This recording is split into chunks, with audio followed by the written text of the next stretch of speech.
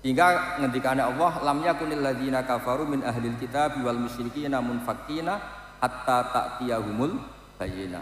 Bayyinah itu siapa? Rasulun minallah yatslu suhufam mutahharah. Orang-orang kafir baik Yahudi maupun Nasrani maupun apapun yang namanya kafir itu tidak akan tercerabut dari akar kekafirannya hatta ta'tiyahumul bayyinah, sehingga datang kebenaran sing welo-welo, kebenaran yang begitu jelas.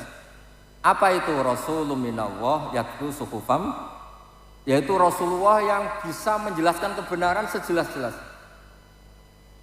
Saya beri contoh misalnya begini, saya berkali-kali mencontohkan ini supaya kita biasa rasionalitas. Aja gelem dijak wiridan akeh-akeh ora jelas mandine jelas kesele. Mun mboten. Mboten iki juga masih thariqah sadiliyah nih, tapi yang jalur ilmu. Mpun tetep kaliber kula ya mun sampeyan ngaten. Saya beri contoh. Dulu itu banyak orang yang menyembah manusia. Era Fir'aun nyembah Fir'aun, era Namrud nyembah Namrud, dan era Abu Jahal CS nyembah benda. Yang disembah itu benda. Itu Nabi cara menjelaskan itu begini, saya masih hafal teks hadisnya. Ini ada di Musnad Ahmad. Tapi duwe ora Musnad Ahmad ra duwe. Duwene primbon. Primbon niku donga supaya caleg jadi DPR. Tapi menawa duwe Musnad Ahmad, tapi mesti ra diwaca. Diwaca judule tok. Pancen kula gojlok ben kok terus ngaji Musnad Ahmad mbek kula. Musnad Ahmad itu sekitar 14 juz. Pokoke sampean ngaji mulai Magelang wis tuwek lah. Orang yang menyembah selain Allah itu kata Nabi itu memberi contoh begini. Kama sali rajulin ishtaro abdan min khalisi malih. Bidzahabin awarikin seterusnya. Pokoknya begini. Orang menyembah selain Allah itu ibarat Anda punya pembantu, punya pekerja, kamu modali. Misalnya petani yang pekerja kamu modali, atau pedagang kamu modali. Setelah berhasil, labanya atau hasilnya dikasihkan orang lain. Padahal yang modali kamu, fasilitas dari kamu, tapi setelah berhasil, labanya atau hasilnya dikasihkan orang. Misalnya kamu pekerja, dibelikan bis, tak belikan bis. Ini buat transportasi atau pertanian, ini pakai. Setelah ada hasil kamu kasihkan orang lain.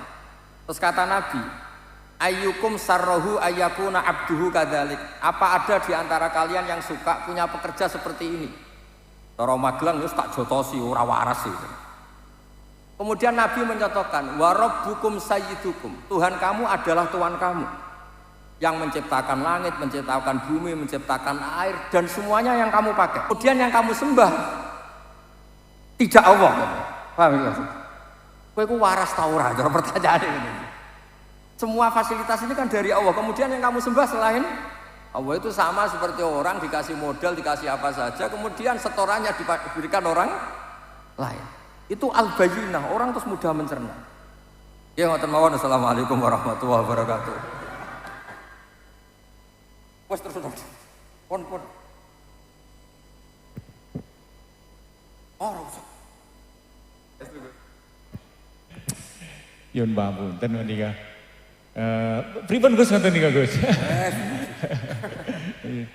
Nggih, problem mboten signifikan nggih, tapi perlu dipun jenengan jelasaken. Ya menika teng mriki niku kadang tiyang niku sok bingung bentenaken istilah kapan seorang wali yang kondang, ulama yang kondang wali itu ngendika sebagai wali atau ngendika sebagai ulama. Misal aku apa? Terus iki contohipun misale wonten nggih ulama nggih wali dawuh misale dahar kepiting niku haram. Niku tiyang pun boten menggalih niki secara fikih punapa nek sing ngendika wali kados-kados niki sabda langit ngoten niku. Terus ajri niku boten teng secara ilmiah tapi keranten ngoten niku. Ngoten niku dos pundi, Gus? Ono ekon. Nggih niki kersane Mas Hafi gadah kegiatan dadi bebot aku. Mboten usah dijiwai, biasa mawon. Yang jelas gini ya, jadi kan beliau minta supaya ini suasananya kayak seminar begini ya. Ada beberapa jenis makanan yang tidak disepakati haram. Ada yang disepakati haram, misalnya tentu kayak babi, banyak lah yang disepakati haram. Nah, kepiting ini ranah yang abu-abu karena orang Indonesia. Mboten wong Jawa, wong sak Indonesia, menawa sak donya. Iku agak nakalan. Nakalan ngeten. Kepiting itu kalau ditanyakan ilmuwan itu mesti jenisnya kados yuyu. Mriki jenis yuyu. Tapi kenapa orang yakin nak yuyu haram, nak kepiting ono sing darani halal? Mergo nak yuyu haram gak eman kan cilik. Tapi nak kepiting haram itu kan eman. Jadi kenapa kepiting diperdebatkan kalau yuyu enggak disepakati haram? Karena cilik kan? Haram Allah gak penting. Kalau kepiting yang mengatakan halal banyak karena eman. Jadi itu dikatakan problem ya problem, dikatakan seni berfikih ya seni berfikih. Tapi yang jelas barokahnya kiai-kiai kita alim-alim biasanya digolek-golekno khilaf, sing isih mungkin khilaf itu digolek-golekno gitu. Dan berkahnya fikih juga ini yang menjadikan saya pernah terganggu. Terganggu begini, ini cerita nyata Mas Hafiz. Jurnalis zaman kerusuhan Jakarta dulu itu pernah tanya, Pak Bahak, kiai-kiai Indonesia itu top cara ngajari fikih. Kenapa? Sampai maling saja berfikih. Itu betul itu kisah nyata. Ketika kerusuhan Mei dulu di Jakarta, itu banyak orang penjara itu ngambil daging babi. Itu ditegur sama temannya sama-sama penjara, itu haram ngambil ini saja, ini kambing. Padahal sama-sama jarah, sama-sama nyuri. Tapi kalau babi gak mau karena haram, kalau kambing halal. Padahal sama-sama nyuri. Terus teman saya, wartawan juga cerita. Saya pernah juga ke kampung itu, betul-betul pernah saya tanya. Pak, kenapa kalau babi di luar, kalau kambing di dalam? Terus kalau babi tidak ada yang nyuri karena tahu itu haram. Lah kalau kambing diletakkan di dalam karena banyak yang nyuri. Kenapa? Karena itu halal. Jadi maling saja masih mempertimbangkan unsur halal dan haram. Padahal jelas nyuri itu haram. Jadi Indonesia itu memang unik. Unik seunik-uniknya. Nah itu yang cerita-cerita ilmiah tapi rileks. Nah menyangkut wali dan orang alim itu begini. Wali itu ada dua, ada wali kebanyakan. Semua orang mukmin itu sama Nabi dikatakan wali. Ini wali kebanyakan. Ada wali yang karena punya keramat, punya beberapa kelebihan. Itu wali-wali yang kita kholi, wali-wali yang. Tapi kemudian kalau kamu tanya, wali sama orang alim itu hebat mana? Ya kalau walinya alim atau wali tidak alim itu begini. Ada beberapa ukuran. Ukurannya nafsu sama tidak nafsu. Misalnya begini, kalau saya disuruh milih, misalnya Allah nyuruh milih saya, hak kamu bisa terbang Mekah, terbang gak usah naik pesawat, ngirit lah gak usah bayar. Sama kamu bisa ngajar takrib secara baik dan benar, milih mana? Saya pasti milih ngajar takrib. Kenapa? Kalau saya bisa terbang ke Mekah, ke Medina, itu hebatnya apa coba? Burung ya bisa terbang. Tapi kalau saya ngajar takrib, ini pengetahuan Islam yang bisa menyelamatkan umat. Mereka tahu istinja, tahu sholat, tahu cara puasa yang benar, cara haji yang benar. Sehingga orang alim ini nafsunya lebih kecil karena dia memilih sesuatu yang manfaat bagi orang banyak. Tapi kalau saya terkenal bisa terbang ke Mekah, paling banter sama sampai numpang ben ra usah bayar. Itu gak untung, Islam itu gak untung. Nguntungno wong medit-medit sing mau bayar gitu. Nah, ini kemudian menjadikan kastanya ulama dibanding wali yang senang keramat itu beda. Tapi alhamdulillah, saya ulang lagi, alhamdulillah saya sesyukur-syukurnya. Wali yang terkenal di sini itu orang-orang ngaji semua. Mbah Dalhar itu temannya Mbah Mahfud, temannya Mbah Munawir. Orang-orang alim yang lama sekali ngaji Mbah Mahfud. Mbah Ahmad Abdul Haq juga sama. Dulu Gus Dah ngaji Dalail di sini, semua sanadnya ngaji. Orang tahu semua, siapa yang nggak tahu Mbah Mahfud Termas, nggak tahu Mbah Dalhar, Mbah Munawir, Mbah Bedowi, semuanya ngaji. Nah, ini yang repot, yang rasa seneng ngaji itu sampai ijazah ini yang masalah itu nggak bener gitu. Oh kan mulang takrib Gus Kafin kamu.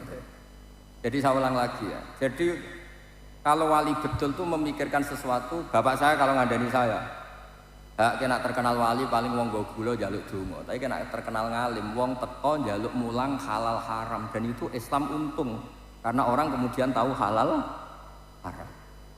Misalnya saya bisa terbang ke Mekah paling banter sampean, Gus melok Gus ben ra bayar kan mirip. Tapi kalau saya bisa takrib dan sampean datang ke saya, tahu istinja itu kayak apa, kalau mandi junub itu kayak apa, kalau istri ngomel-ngomel tuh dikasih apa, itu ngerti semua. Beliau itu fikih itu ngajari ilmu yang Mbah Mun tuh gak seneng. Di bab ini Mbah Mun gak seneng. Kata Mbah Mun itu fikih kadang ya lucu kan. Di fikih itu ya kalau perempuan diajak suaminya hubungan intim gak mau itu gak wajib dinafkahi. Si perempuan juga diajari kalau suaminya gak mau nafkahi juga gak harus mau.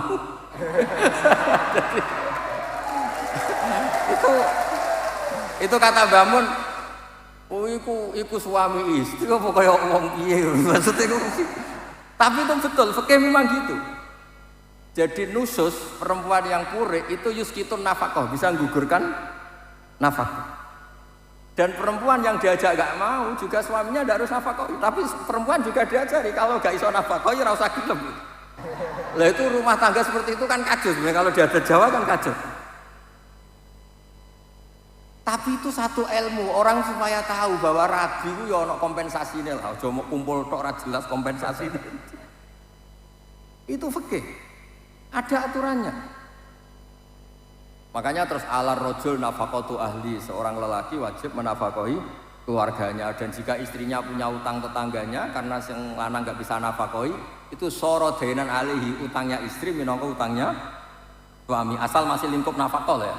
Jadi kalau sampean utang untuk beli Alphard, beli apartemen, ya bisa bangkrut suaminya. Bakul bako aja terus diantem begitu kan bisa. Nah, makanya kalau ukuran wali dan tidak itu gampang. Ulama yang wali sama ndak gampang. Kalau ada ulama ditawarin Allah, kamu bisa terbang ke Mekah berkali-kali, sama ngaji takrib secara baik dan benar kok milih terbang. Pasti tidak wali. Karena dia mikir dirinya sendiri biar terkenal top terus ngirit. Wali kok medit itu kan lucu.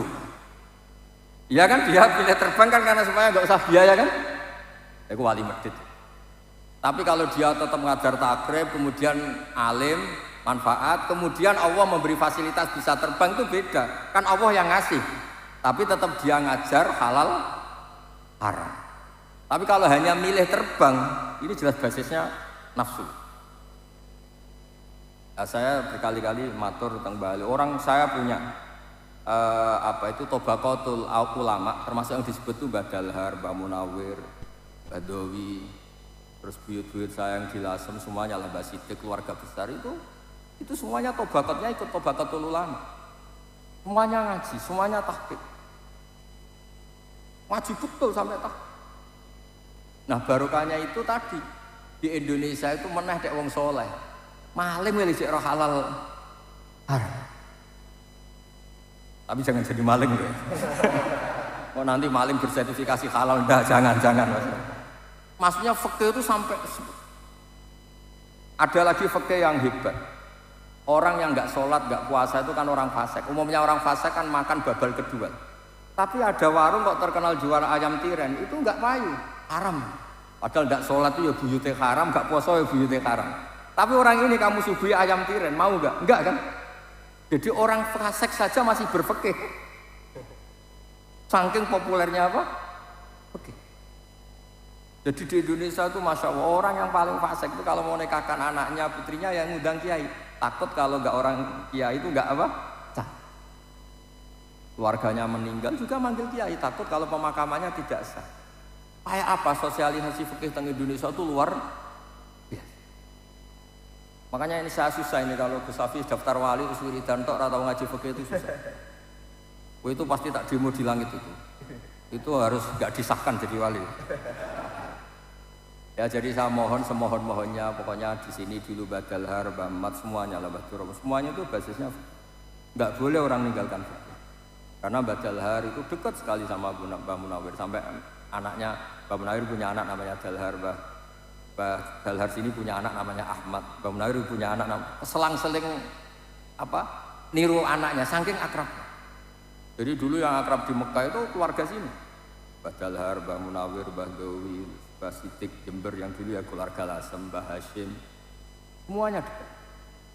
Dan dulu basisnya juga fikih. Makanya kalau suwun saya minta seminta-mintanya meskipun jenengan toreko, jangan sampai lupa mengkaji napa Terutama bab-bab keseharian kayak istinja, kayak mandi junub, kayak hal-hal yang keseharian saja. Kenapa saya sebut mandi junub? Sekali mandi Anda tidak sah, maka akibatnya sholatnya tidak sah karena status Anda belum apa? Suci. Jadi ini supaya jadi pelajar. Ya clear ya, antara ulama dan wali tidak usah dipertentangkan. Cuma saya pesan apapun istilah wali di sini di Gunung Pring tetap dulu-dulunya sampai sekarang basisnya tetap apa? Oke.